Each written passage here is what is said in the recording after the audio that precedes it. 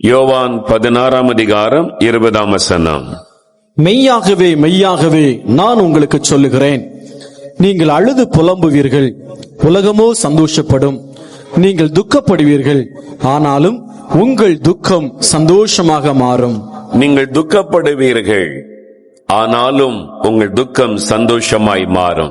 ஏதோ ஒரு துக்கத்தை சுமந்து கொண்டே நீங்கள் வந்திருக்கலாம். உங்களுடைய உள்ளத்தில் ஏதோ ஒரு கவலை உங்களை வாட்டி வதைத்துக் கொண்டிருக்கலாம். உங்களுடைய துக்கம் எதுவாக இருந்தாலும், எத்தனை வருட துக்கமாக இருந்தாலும், அதை சந்தோஷமாய் மாற்றக்கூடிய வல்லமை இயேசு கிறிஸ்துவுக்கு உண்டு. எனக்கு அன்பானவர்களே, அவர் இந்த உலகத்தில் உலாவின நாட்களில் துக்கப்படக்கூடிய சூழ்நிலையில் இருந்த அநேகரை ஆண்டவர் சந்தித்து அவருடைய வாழ்க்கையில் அற்புதங்களை செய்து அந்த துக்கங்களை சந்தோஷமாய் மாற்றி இருக்கிறார்.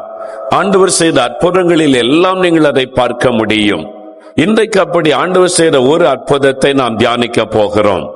ஆண்டவர் இயேசு செய்த முதலாவது அற்புதம் யோவான் எழுதின சுவிசேஷம் 2ஆம் அதிகாரத்தில் எழுதப்பட்டிருக்கிறது. கானா என்கிற ஊரில் ஒரு திருமண வீட்டில் இயேசு செய்த ஒரு அற்புதம் தான் முதலாவது அவர் செய்த அற்புதம். கானா என்கிற ஊர் இயேசு வளர்ந்த ஊராகிய நாசரேத்திற்கு அருகில் தான் இருக்கிறது. அங்குதான் ஒரு திருமண வீட்டில் இயேசு கிறிஸ்துவும் அவருடைய சீஷரும் அழைக்கப்பட்ட அந்த திருமண வீட்டிற்கு சென்றிருந்தார்கள். அங்கே நடந்த ஒரு அற்புதம் இந்த வேதத்தில் எழுதப்பட்டிருக்கிறது. அவர்களுடைய திருமண வழக்கத்திலே விசேஷமான ஒரு விருந்து, அந்த விருந்திலே விசேஷமாய் கொடுக்கப்படுகிற ஒரு காரியம் திராட்சரசம். அதுதான் அந்த விருந்திலே விசேஷமானது. நம்ம ஊர்களில் ஒவ்வொரு மாவட்டத்திலும் விதவிதமாய் இருக்கும். அதிலும் குறிப்பாக தமிழ்நாட்டில் ஒரு திருமண விருந்து என்றால் பாயசம் கட்டாயம் இருக்கும். அதுதான் ரொம்ப விசேஷமாக அநேகர் நினைப்பார்கள். கன்னியாகுமரி மாவட்டத்திற்கு திருமணத்திற்கு போனால் சில திருமணங்கள்ல 2 பாயசம் 3 பாயசம் எல்லாம் கொடுப்பார்கள். அது ஒரு விசேஷம்.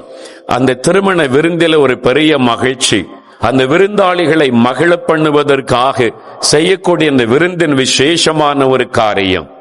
இயேசுவின் நாட்களில் பலிஸ்தீனா தேசத்திலும் அப்படித்தான். அந்த திருமணத்தில் முக்கியமாய் கொடுக்கப்படுகிற ஒரு பானம் அந்த திராட்சை ரசம் என்பது. அதுதான் ஜனங்கள் விரும்பி வாங்கி குடித்து மகிழுவார்கள். அந்த திருமணத்திலே திராட்சை ரசம் குறைவுபட்டு விட்டது.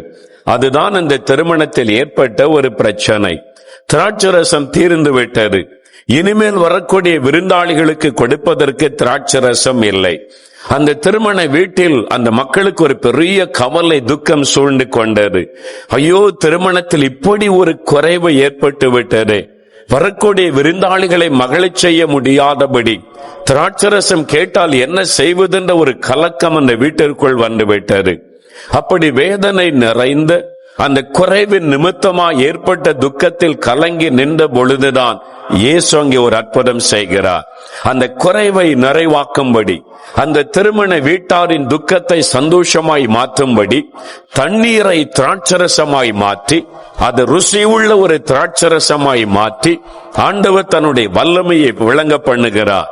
அந்த குடும்பத்தாரின் துக்கம் சந்தோஷமாய் மாறினது.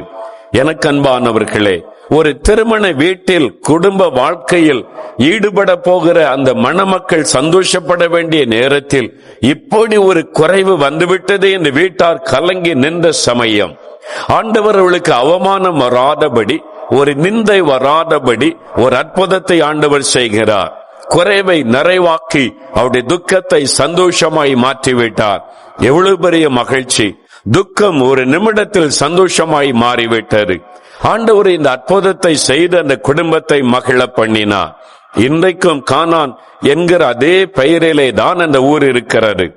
இயேசு செய்த அந்த அற்புதம், அன்றைக்கு அந்த வீட்டை மகிழ பண்ணின அற்புதத்தை நினைத்து பாருங்கள். அந்த குடும்பமே மகிழ்ந்து தேவனை துதித்து சந்தோஷப்பட்டிருக்கும் அல்லவா? இன்றைக்கு அதே விதமாய் உங்களுடைய வாழ்க்கையில் இருக்கிற குறைவை ஆண்டவர் நிறைவாக்கி உங்களுடைய துக்கத்தை சந்தோஷமாய் மாற்றி உங்களை மகிழ பண்ணுவதற்காக இயேசு இங்கே பிரசன்னமாகி இருக்கிறார். அந்த குடும்பமே கலங்கி நின்ற சமயத்தில் இயேசுவின் அற்புதம் அவருடைய துக்கத்தை மாற்றினது. இன்றைக்கு உங்களுடைய வீட்டில் ஏதோ ஒரு பிரச்சனை, உங்களுடைய குடும்பத்திற்குள் ஏதோ ஒரு போராட்டம், உங்களுடைய கணவர் நிமித்தமாய், உங்களுடைய மனைவியின் நிமித்தமாய், உங்களுடைய பிள்ளைகள் நிமித்தமாய், அல்லது உங்களுடைய பெற்றோரின் நிமித்தமாய் யாரோ ஒருவர் துன்மார்க்கத்திலே வாழ்வதின் நிமித்தமாய், ஒரு கடன் பிரச்சனை சூழ்ந்து கொண்டதின் நிமித்தமாய், உடைய குடும்பத்திலே வந்திருக்கிற ஒரு குறைவின் நிமித்தமாய், ஏதோ ஒரு தேவைகள் நிமித்தமாய், கடன் பிரச்சனைகள் நிமித்தமாய் உடைய குடும்பமே இன்றைக்கு கலங்கி நிற்கலாம். நாம் என்ன செய்ய போகிறோம்? அவமானம் நமக்கு வந்து விடுமோ? நிந்தை நமக்கு நேர்ந்து விடுமோ? இதிலிருந்து நாம் வெளியே வர முடியுமா என்கிற ஒரு மனவேதனையோடு இந்த இடத்தில் வந்திருக்கலாம். ஆண்டவர் உங்கள் துக்கத்தை சந்தோஷமாய் மாற்றுவதற்காகவே இன்றைக்கு இந்த மைதானத்திற்குள்ளே கடந்து வந்திருக்கிறார். நீங்கள் யாராக இருந்தாலும், நீங்கள் எப்படிப்பட்ட சூழ்நிலையில் வந்திருந்தாலும், இயேசு உங்களை நேசித்து உங்களுடைய குடும்பத்திற்குள்ளே வந்திருக்கிற அந்த வேதனையை மாற்றுவதற்காகவே இன்றைக்கு இந்த இடத்திலே பிரசன்னமாயிருக்கிறார். 2000 ஆண்டுகளுக்கு முன்பாக அற்புதம் செய்த இயேசு இன்றைக்கு மாறாதவர். பிரியமானவர்களே, எங்களுடைய ஊழியத்தை ஆரம்பித்த அந்த ஆரம்ப நாட்கள், நான் அந்த நாட்களை நினைத்து பார்க்கிறேன். 78வது வருஷம் ஒரு ஜெபக்குழுவாக 4 மாவட்டத்தில் இந்த ஊழியம் ஆரம்பிக்கப்பட்டது. தினமும் நாங்கள் கூடி தேசத்திற்காக ஜெபம் செய்வோம். அதுதான் நாங்கள் செய்த முதலாவது ஊழியம். அந்த நாட்களில் எங்களுடைய 4 மாவட்ட கிராமத்தில் ஒரு குடும்பத்தை எனக்கு தெரியும். அந்த குடும்பத்தில் ஒரு சகோதரர், அவருடைய பெயர் யோவான் என்பது, ஒரு கிறிஸ்தவர் தான். அவருடைய பெயரே யோவான் என்பதுதான். ஆனால் எப்பொழுதும் மதுபான கொண்டு வெறியில் தான் இருப்பார். எப்பொழுதும் அவர் குடித்து போதையில் தான் அவர் இருப்பார். அவர் குடித்து விட்டு தெருவில் நடந்து வந்தால் எல்லாரும் கதவை மூடிக்கொள்ளுவார்கள். அவர் போய் குடித்து விட்டு வீட்டிற்கு வந்தால் பாருங்கள், அவருடைய சொந்த தாய் அடுத்த வீட்டில் போய் ஒளிந்து கொள்ளுவார்கள். அவருடைய மனைவி நடுங்கி நிற்பார்கள். பக்கத்து வீட்டில் போய் ஒளிந்து கொள்ளுவார்கள். பிள்ளைகள் அப்படியே பயந்து நடுங்கி பதுங்கி கொள்ளுவார்கள். அந்த ஒரு மனிதர் நிமித்தமாய் குடும்பமே துக்கப்பட்டு கலங்கி நின்றது. அவர் குடித்து குடித்து வெறித்து ஒரு குடும்பத்திற்கு ஒரு பைசாவுக்கு பிரயோஜனம் இல்லை. ஆகவே பிள்ளைகள் வறுமையிலும் கஷ்டத்திலும் அந்த குடும்பமே வேதனைப்பட்டு தத்தளித்துக் கொண்டிருந்தது. நாங்கள் இந்த குடும்பத்தை சந்தித்து ஜெபிக்க போகும் பொழுது சின்ன சின்ன பிள்ளைகளை வைத்துக் கொண்ட அந்த சகோதரி அனுபவிக்கிற வேதனை, அந்த தாய் வடிக்கிற கண்ணீர், அந்த மனைவி வடிக்கிற கண்ணீர் எங்களுடைய இருதயத்தை உடைத்து விடும். ஒரு துக்கம், அந்த முழு குடும்பமும் ஒரு மனிதனால் பாதிக்கப்பட்டு கலங்கி நின்றது. எப்பொழுதும் ஒரு துக்கம். இந்த துக்கத்திற்கு ஒரு முடிவு வராதா என்று அவருடைய உள்ளம் ஏங்கிக் கொண்டிருந்தது. பல வருஷமாய் குடிகாரனாய் இருக்கிற இந்த மனிதருடைய வாழ்க்கை மாறுமா? இந்த குடும்பத்திலும் ஒரு சந்தோஷம் வருமா என்கிற ஒரு எண்ணம். அந்த குடும்பமே கலங்கி நின்ற பொழுது கண்ணீரோடு கூட ஜெபிக்க வருவார்கள். நாங்கள் குழுவாக இந்த வீட்டில் போய் ஜெபிப்பது உண்டு. நாங்கள் ஜெபிக்க போனால் எங்களை பார்த்தவுடன் அவர் பின்வாசல் வழியாய் போய்விடுவார். ஒரு நாளும் ஜெபத்திலே பங்கு பெற மாட்டார். எங்களோடு அவர் பேசவும் மாட்டார். எங்களை கண்டால் அவர் விலகி ஓடி விடுவார். அவ்வளவுதான். ஒரு நாள் நாங்கள் அந்த வீட்டிற்கு சென்ற பொழுது வெளியே ஓட முடியாதபடி அகப்பட்டு கொண்டார். அவர் வீட்டை விட்டு வெளியே போக முடியாதபடி நாங்கள் 4-5 பேர் ஜெபிக்கும்படி உள்ளே போய்விட்டோம். வேறு வழி இல்லாதபடி அவர் ஜெபிக்க முழங்கால் படியிட்டு கண்களை மூடிக்கொண்டார். பார்த்தால் ஏதாவது பேசுவார்கள் கேட்பார்கள் என்று சொல்லி அவருடைய மனைவி சின்ன சின்ன பிள்ளைகள் வேதனையோடு நின்று கொண்டிருந்தார்கள். நான் அவருக்கு என்ன சொல்லட்டும்? ஆண்டவரே, இந்த குடும்பத்தினுடைய கஷ்டங்களை, கண்ணீரை நினைத்தருளும். இந்த மனைவியும் அந்த தாயும் அடிக்கிற கண்ணீருக்கு நீர் இறங்கும். இந்த குடும்பமே தத்தளித்து நிற்கிறது என்று ஆண்டவருடைய முகத்தை நோக்கின பொழுது ஒரு வேத வசனத்தை ஆண்டவர் எனக்கு காண்பித்து அதை வாசித்து ஜெபம் பண்ணி என்று சொன்னார்.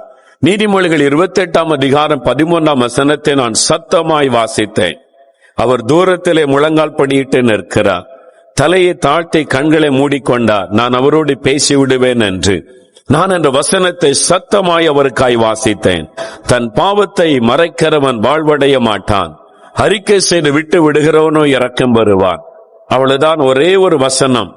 அதை வாசித்து விட்டு நான் ஜெபிக்க ஆரம்பித்தேன். அவர் கதறினார். சிறு பிள்ளை போல அவர் அழுதார். ஆண்டவரே, நான் பாவியான ஒரு மனிதன். என் மனைவி பிள்ளைகளை நான் வேதனைப்படுத்தினவன். சொந்த தாயை நான் அடித்து வேதனைப்படுத்தி கண்ணீர் வடிக்க வைத்தவன். என்னை மன்னியும் என்றவர் கதறினார். சிறு பிள்ளை போல அவர் அழுதார். கண்ணீர் விட்டு புலம்பி அழுது தன் வாழ்க்கை அன்றைக்கு ஒப்பு கொடுத்தார். அந்த ஒரே நாளோடு அவருடைய வாழ்க்கை தலைகளாய் மாறிவிட்டது. அதன் பிறகு அவர் சாராய் கடைக்கு போனது இல்லை, அதன் பிறகு அவருடைய வாழ்க்கை முழுமையாய் மாறினது. தன் தாயை நேசிக்க ஆரம்பித்தார், மனைவி பிள்ளைகளை நேசிக்க ஆரம்பித்தார். அந்த குடும்பத்தின் துக்கம் சந்தோஷமாய் மாறிவிட்டது. ஆண்டவர் இந்த குடும்பத்தையே சந்தோஷமாய் மாற்றிவிட்டார். அதற்காகத்தான் இயேசு வந்தார். இயேசு கிறிஸ்து இந்த உலகத்தில் வந்ததின் நோக்கம் ஒரு மதத்தை ஸ்தாபிப்பதற்காக அல்ல, மத கொள்கைகளை உண்டாக்குவதற்காக அல்ல, தத்துவங்களை இயேசு பேசவில்லை. அவர் தத்துவங்களை பேசுவதற்காக இந்த உலகத்தில் வரவும் இல்லை. இப்படிப்பட்ட மனிதனுடைய வாழ்க்கையை, துக்கத்திலும் வேதனையிலும் இருக்கிற மக்களுடைய வாழ்க்கையை சந்தோஷமாய் மாற்றுவதற்காய் அவர் இந்த உலகத்தில் வந்தார். இன்றைக்கு உங்கள் குடும்பத்தில் இப்படிப்பட்ட போராட்டத்தின் நிமித்தம் நீங்கள் கலங்கி வந்திருக்கலாம். ஆண்டவர் இயேசு உங்களுடைய வீட்டிற்குள் வரும் பொழுது உங்களுடைய குடும்பத்தின் துக்கத்தை சந்தோஷமாய் மாற்றுவார். எது நினைத்து நீங்கள் கண்ணீர் வடித்துக் கொண்டிருந்தாலும் ஆண்டவர் இந்த காரியத்தில் அற்புதம் செய்ய வல்லவராயிருக்கிறார். என்னுடைய 14வது வயதில் என் இருதயம் வீங்கி வலது கால் செயலற்று போய் நான் மரண படுக்கையில் இருந்தேன். என் குடும்பம் எப்படி இருந்திருக்குன்னு யோசித்து பாருங்க. என் குடும்பம் ஒரு மரண வீடு போல இருந்தது. என் தாய், தகப்பன், உடன் பிறந்தவர்கள் எல்லாருடைய முகத்திலும் துக்கம். மருத்துவர்கள் என்னை கைவிட்டு விட்டார்கள். எந்த நேரத்திலும் மரணம் சம்பவிக்கலாம் என்று சொல்லிவிட்டார்கள். இருதயம் வீங்கி இருந்தது. இருதயம் முழுவதும் பாதிக்கப்பட்டு விட்டது என்று டாக்டர்கள் சொல்லிவிட்டார்கள். காலை அசைக்க கூட முடியாதபடி நொண்டியாய் நான் மரண படுக்கையில் படுத்திருக்கிறேன். மரணம் என்னை நெருங்கி வந்து கொண்டிருக்கிற சமயம் எப்படி அந்த குடும்பம் சந்தோஷமா இருக்க முடியும்? யோசித்து பாருங்கள். வீட்டுக்குள்ளே ஒரு வாலிப மகன் மரண படுக்கையில் இருக்கும் பொழுது பெற்றோர் எப்படி சந்தோஷமாக மகிழ்ச்சியோடு இருக்க முடியும்? எங்கள் குடும்பமே துக்கம் அடைந்து போனது. துக்கம், மனவேதனை, ஒரு மரண பயம். அந்த சமயத்தில் தான் இயேசு உங்கள் வீட்டிற்கு வந்தார். இயேசுவை நம்பாது, இயேசுவை அறிந்திராது எங்கள் வீட்டிற்குள்ள இயேசு வந்தார். அவர் வந்து என்னை தொட்டு எனக்கு அற்புத சுகம் கொடுத்தார். என் மரண படுக்கை அவர் மாற்றினார். இயேசு எங்கள் வீட்டிற்கு வந்தார். துக்கம் மாறி சந்தோஷம் உண்டாயிற்று. அதுக்குத்தான் இயேசு இந்த உலகத்தில் வந்தார். அற்புதங்களை செய்யும்படி அவர் கடந்து வருகிறார். அவர் உங்களுடைய துக்கத்தை சந்தோஷமாய் மாற்றுவார். இன்னைக்கு எது நிமித்தம் துக்கத்தோடு வந்திருக்கிறீர்கள்? என்ன குடும்பத்திலே பிரச்சனைகளினால் நெருக்கப்பட்டு இதிலிருந்து ஒரு விடுதலை கிடைக்குமா என்று எதை நினைத்த ஏக்கத்தோடு வந்திருக்கிறீர்கள்? இன்றைக்கு ஆண்டவர் உங்களுடைய குடும்பத்தில் இருக்கிற சகல பிரச்சனைகளையும் மாற்றி உங்கள் துக்கத்தை சந்தோஷமாய் மாற்றி மகிழ பண்ணுவார்.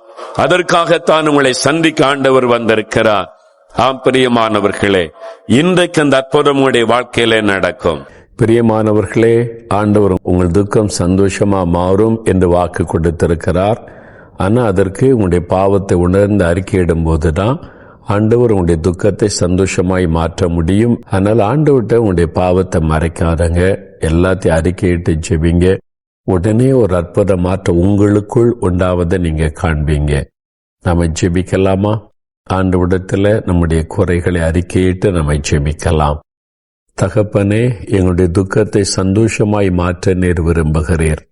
எங்களுடைய வாழ்க்கையில துக்கத்தை கொண்டு வரக்கூடிய பாவங்கள், பாவ காரியங்கள், பாவ சுபாவங்கள், பாவ குணங்கள் எனக்குள்ளே அது காணப்படுகிறதே, என்னை மன்னியும் பரிசுத்தப்படுத்தும் என்று யார் யார் இப்பொழுது ஜெபிக்கிறாங்களோ ஒவ்வொரு சகோதரனுக்காய் சகோதரிக்காக நான் ஜெபிக்கிறேன்.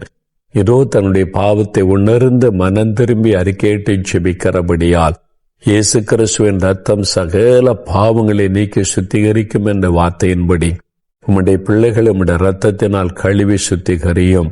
ஆண்டவரே, ஒரு சந்தோஷம், மன மகிழ்ச்சி, ரட்சிப்பின் சந்தோஷம் அவருடைய உள்ளத்தை நிரப்பட்டும். ஏதோ உம்முடைய கரம் தொடுகிறதற்காய் ஸ்தோத்திரம். ரட்சிப்பின் சந்தோஷத்தை தருகிறதற்காய் ஸ்தோத்திரம். மகிழ்ந்திருக்க செய்யும். உம்முடைய அடைக்கலத்தில் வந்துவிட்டபடியால் அவளை துக்கப்படுத்துகிற எல்லா பிரச்சனைகளையும் மாற்றுங்கப்பா. வியாதிலிருந்து விட்டுதலை கொடுங்க, தேவைகளை சந்திங்க, குறைவுகளை நிறைவாக்குங்க, அற்புதங்களை செய்து அவளை மகிழ பண்ணுங்க. நீங்க அற்புதம் செய்து விட்டதற்காக உமக்கு ஸ்தோத்திரம், ஸ்தோத்திரம். இயேசு கிறிஸ்துவின் நாமத்தில் ஜெபிக்கிறோம் பிதாவே. ஆமேன், ஆமேன்.